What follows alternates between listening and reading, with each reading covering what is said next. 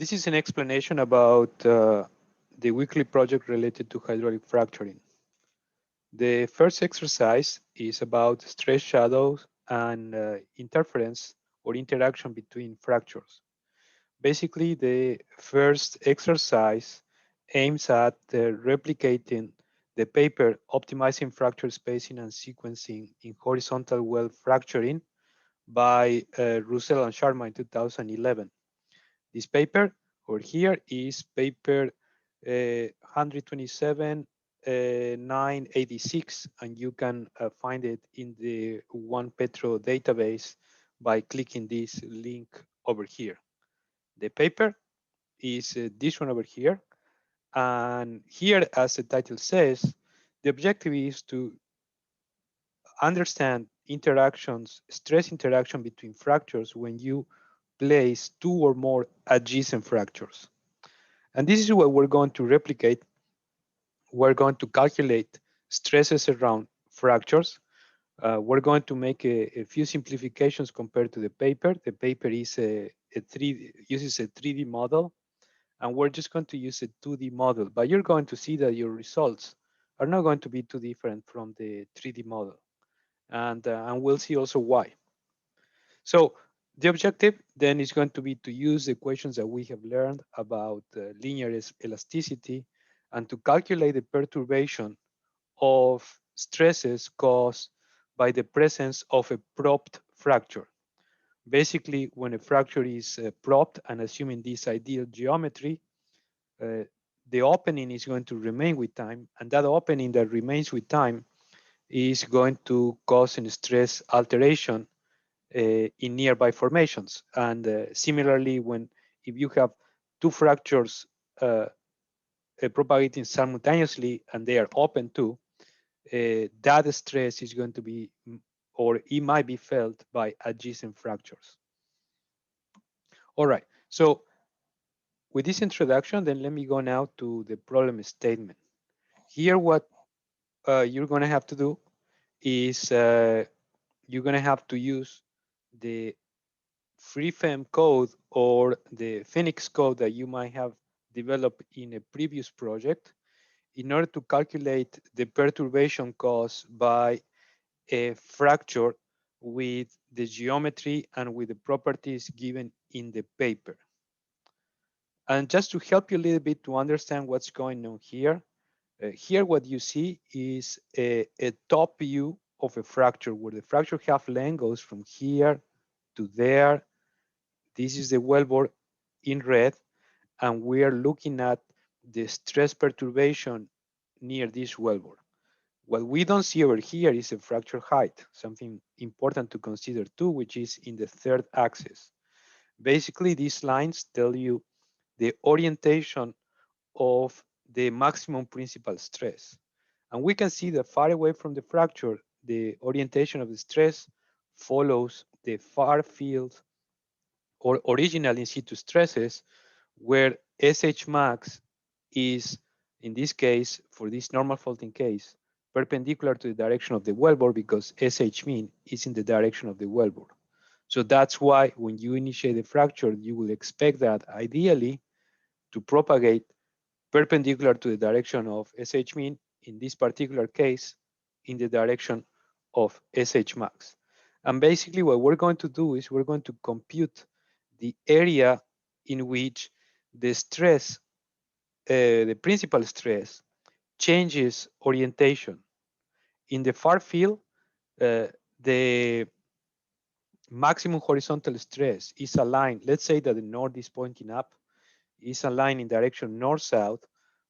And when you get close to the fracture, this switches. And in this case, now the maximum horizontal stress is going in direction east-west. And the reason is the stress perturbation caused by this fracture located in this region.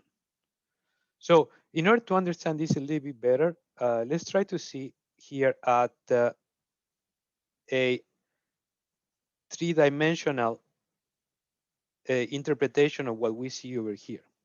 So this is the same figure that we had before, but now here I have added the interpretation in 3D. So notice that we have along the wellbore axis X, along the fracture axis Y, along the fracture length, and along the fracture height, the axis Z. So X, Y, and Z. And what we're going to do is we're going to calculate the perturbation of stress in 3 dimensions due to this fracture with a 2-dimensional simplification, in which we're going to assume plane strain at y equal to 0. And basically what we're doing in this case is to assume that the fracture length is significantly longer than the fracture height, so that we can assume that near the center of the fracture, the length of the fracture doesn't really matter. And that's going to be a good approximation as long as the fracture length is a few times higher than the fracture height. So the main influence is going to be the fracture height. So from this 3D model, what you're going to do is going to go into a 2D plane strain model where you analyze, for example, in this case, the plane XZ, and you calculate the perturbation of stresses in 2 dimensions, delta S XX in direction X, delta S ZZ in direction Z. And because of the plane strain condition, you can also calculate the third stress in the Y direction as a function of the Poisson ratio. And you see the equation over here. So the plane strain assumption assumes that there is no strain in direction YY. Therefore, if there is no strain, then and there is a change of stress, the result is going to be a change of stress, which is proportional to the Poisson ratio. This is something that you can derive very easily from the equations of linear elasticity, assuming plane strain conditions. All right, so now that we have an idea about what is the model, what the model that we're going to assume is, let's see how we apply it to this particular case. In this particular case, we have a background stress, a background state of stress or original state of stress, and we're going to have an additional stress caused by the fracture. All right, this is very similar to what we have seen before, for example, over here, where we assume that the state of stress near a pressurized fracture under in situ stresses, we can partition this state of stress in two. The one caused by the in situ stresses plus the one caused by the net pressure. And what we're going to do here is very similar. All right. So the objective is going to be to combine the background stresses with the new stresses caused by the fracture in order to predict when the stress in direction XX is not going to be any longer the least principal stress.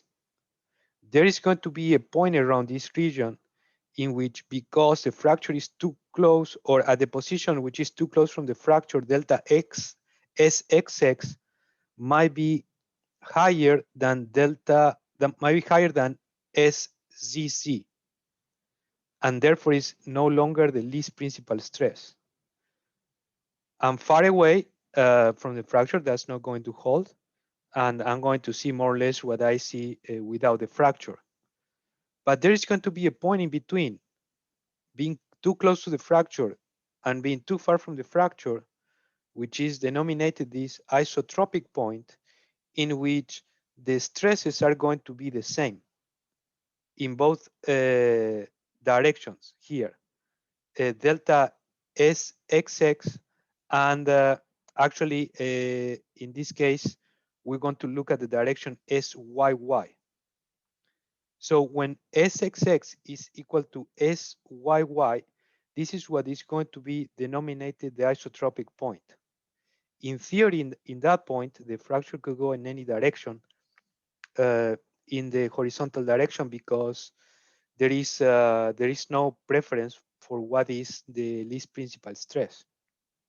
But that's going to be just a single point into the domain. And I think it's just mostly of a theoretical interest. What we do want to know is how far the influence of the fracture goes, and that's going to be quantified by this reversal of stress, going from a region close to the wellbore from a region far to the wellbore. And with these two models, remember that we're just going to compute the change of stress located at the center of the fracture, so more or less close to the wellbore. So with your 2D model, now what you can do is you can add well, actually you can do two things. You could either run your model starting with the far field stresses and then add up the influence of the fracture into the model as a boundary condition, or you could just run the net pressure influence of the fracture and then add up on your own later the influence of the change of stresses and see where you obtain the value of delta, actually of SXX, total stress SXX to be equal to total stress SYY. All right, let's see a few things about how you're going to actually implement this. As I told you before, this is something that was seen in a previous project. This is project number 4, in which you had to develop a code in order to solve and to calculate the stresses near a fracture in 2 dimensions. And it's going to be exactly the same code, but just with a few changes on the boundary conditions and fracture length and things like that, and the properties of the rock as well. The new properties, the new dimensions, you're going to obtain those from this paper, utilizing what is given here in table number 1. So in table number 1, I like that you use all the parameters that you see over here, including the rock properties and also the in situ stresses and the geometrical properties of the fracture. There is one more thing that you have to do over here, is that you have to implement or set a fracture width. Previously, in project number 4, I have given you a net pressure to impose into the fracture. In order to calculate the required net pressure to obtain the fracture width that you need in this particular case, you can use the equation of the Griffith solution. Remember, this is going to be an elliptical fracture, so it's going to be very close to what you have in the analytical solution, where the width is related to the net pressure, the fracture half length, and the plane strain modulus, where in this case, the fracture half length is going to be the fracture height divided by 2. Remember that in your model, coming back also to here, you are modeling the fracture height. You're not modeling actually the fracture length. We're assuming that the length is much longer than the fracture height. So you are simulating a vertical plane in your 2D model, but you actually have to calculate the stresses on the horizontal plane. So coming back up to here, you have to calculate the change of stress in direction XX and YY. And remember that YY, you're going to obtain it through this equation over here. So if you know what is the width, coming back to here, and if you know all the geometrical properties, you're going to be able to calculate the required net pressure to obtain that width.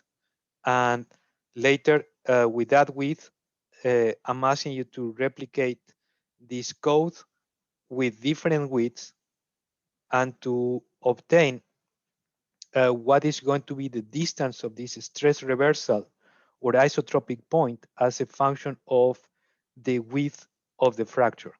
So it's just basically repeating what is done in number one in order to have an idea about what is the relationship between fracture width and the stress reversal. And you might guess that the longer or the wider the fracture width, the longer is going to be this stress reversal point. Basically, the wider the fracture, the further the influence of the fracture is going to be. All right, so this is basically what you have to do in exercise number one of stress interference for the weekly project hydraulic fracturing. Let me add just one more remark. Today, some of the field data that we have seen from coring reservoirs, shell reservoirs that have been fractured, challenge this idea of stress interference and show that many times you can have fractures which are much closer than what it would be predicted by these stress shadow models. And the reasons for that are still not clear why you could have fractures so close. And remember that this is just a model. It's something that allow us to get a better understanding of what what could be one of the reasons that causes stress interaction, but there might be other effects that also play a role into the interaction between fractures and causing this fracture interaction between in multi-stage hydraulic fracturing. Let me just tell you two that decrease the distance between fractures. First is the propagation of fractures in mixed mode conditions, in which we have, let me bring the picture over here, in which we might have uh, fractures that propagate in mode, mixed mode 1, 2, and 1, 3, especially 1, 3, that propagate very close to each other. Usually, in some of those fractures, it might be difficult to get propane in them. So this stress interaction phenomena may not be that relevant, and they might propagate much closer to each other than what we believe or what we model with this purely open mode fracture modeling. And the other reason for closer spacing is elastoplasticity of shales. This is something that we have talked about before. Uh, and the reason would be that with this purely elastic model, we assume that stresses travel far away because it's an elastic model. However, in an elastoplastic rock, the stress it tends to be absorbed near the fracture because of the plastic properties of the shale, so they do not travel that far. Basically, they are absorbed by plastic deformation near the fracture. If you want to consider something of this, I encourage you to remember the lectures that we talked about plasticity, and also we saw a paper that talked about and modeled elastoplasticity of shales. And remember that microseismicity is basically plastic deformation. So there is always plastic deformation in hydraulic fracturing. All right, but nevertheless, I think this is a great paper and this is a great exercise in order to get started into understanding the stress interaction between fractures.